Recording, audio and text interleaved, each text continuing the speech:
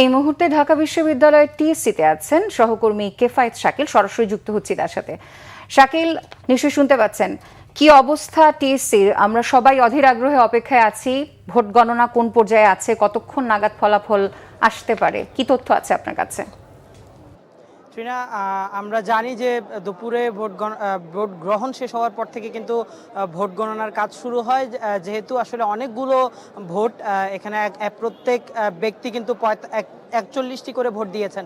তো সেই হিসেবে আমি যে কেন্দ্রটিতে রয়েছি এটি হচ্ছে টিএসসি কেন্দ্র, অর্থাৎ রোকেয়া হলের জন্য নির্ধারিত যে কেন্দ্রটি সেটি। সেই কেন্দ্রের যদি আমরা দেখাই যে এই মুহূর্তে কিন্তু ভোট গণনা চলছে ওএমআর এর মাধ্যমে। এতক্ষণ ধরে আমরা দেখেছি যে ভোটগুলোকে তারা যেই সিরিয়াল করা বা সেগুলোকে তারা যে স্তূপ থেকে সুন্দরভাবে সাজিয়ে এখন কিন্তু তারা মেশিনে সেগুলো দিচ্ছেন এবং এই ওএমআর মেশিনে কিন্তু এখন গণনা হচ্ছে।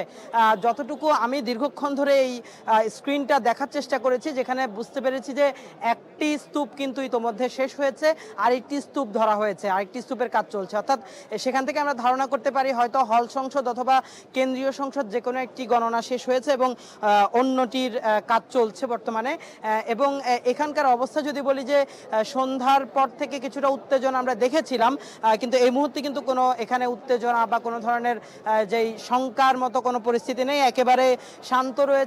বিভিন্ন প্রার্থীর যে সমর্থকরা রয়েছেন তারা কিন্তু এখানে অবস্থান করছেন, শান্তিপূর্ণভাবে অবস্থান করছেন। কেউ কারোর সঙ্গে কোনো ধরনের বাকবিতণ্ডা বা বিরোধ আমরা কোথাও লক্ষ্য করছি না।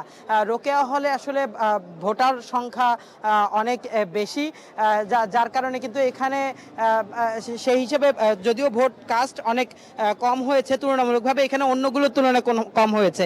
রোকেয়া হল অর্থাৎ যেটি বলছিলাম টিএসসি কেন্দ্র, এখানে 5665টি ভোট ছিল, যার মধ্যে 65% ভোট কাস্ট হয়েছে বলে আমরা ভোট গ্রহণ শেষে এখানকার যে রিটার্নিং কর্মকর্তার মাধ্যমে আমরা জানতে পেরেছি। এবং সেই হিসেবে এখন পর্যন্ত ধারণা করা হচ্ছে যে যেভাবে ভোট গণনা চলছে তাতে হয়তো আর বেশিক্ষণ লাগার কথা না, এবং তাদের যে যারা কাজ করছেন তাদের যে কাজের পরিধি দেখেও কিন্তু বোঝা যাচ্ছে যে আসলে ভোট গণনার অনেকটা শেষের দিকে। কিন্তু আমরা যেটি দেখছি যে সামাজিক যোগাযোগ মাধ্যম সহ বিভিন্ন মাধ্যমে কিন্তু এই ভোটের ফলাফল কিন্তু প্রচার হচ্ছে, অথচ আমরা যারা ভোট কেন্দ্রের সামনে অবস্থান করছি আমরা কিন্তু এই ধরনের কোনো তথ্য দেখতে পাচ্ছি না বা জানতে পাচ্ছি না। অন্যান্য কেন্দ্রগুলোরও আমরা খোঁজ নেওয়ার চেষ্টা করেছি, আমি আমার আশপাশের যে কেন্দ্রগুলো রয়েছে কোথাও কিন্তু আমরা এখনো পর্যন্ত ফলাফল পাইনি কোথাও থেকে। এবং যেটি বলছিলাম যে বিশ্ববিদ্যালয়ের পরিস্থিতি যদি বলি যে এখন পর্যন্ত শান্তিপূর্ণ রয়েছে, মাঝে কিছুটা উত্তেজনা দেখা দিয়েছে, তবে কোনো ধরনের সংঘাত সহিংসতার পরিস্থিতি কিন্তু তৈরি হয়নি।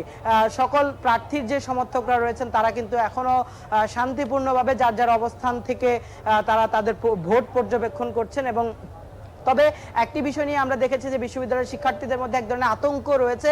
তারা যেটি বলতে চাচ্ছেন যে বিশ্ববিদ্যালয়ের বিভিন্ন ফটকে বিভিন্ন রাজনৈতিক দল, অর্থাৎ যে বিশেষ করে যেটি এখানে যে মূল প্রতিদ্বন্দ্বিতাকারী ছাত্র শিবির এবং ছাত্র দলের সমর্থকরা কিন্তু বিশ্ববিদ্যালয়ের বিভিন্ন ফটকে অবস্থান নিয়েছেন এবং সেটিকে ঘিরে বিশ্ববিদ্যালয়ের শিক্ষার্থীদের মধ্যে এক ধরনের উৎকণ্ঠা রয়েছে। তারা যেটি বলতে চাচ্ছেন যে এই যে অবস্থান এটি কিন্তু বিশ্ববিদ্যালয়ের শিক্ষার্থীদের জন্য ঝুঁকিপূর্ণ পরিস্থিতি যে কোনো তৈরি করতে পারে। এই কারণে তারা কিন্তু শঙ্কা প্রকাশ করছেন এবং তারা এটি সরিয়ে নেওয়ার জন্য আইন শৃঙ্খলা বাহিনীকে তারা অনুরোধ করছেন। তো এই ছিল আমার কাছে রাজধানীর যে ঢাকা বিশ্ববিদ্যালয়ের যে টিএসসি চত্বর, সেখান থেকে ভোট গণনার সর্বশেষ। ধন্যবাদ শাকিল আপনাকে।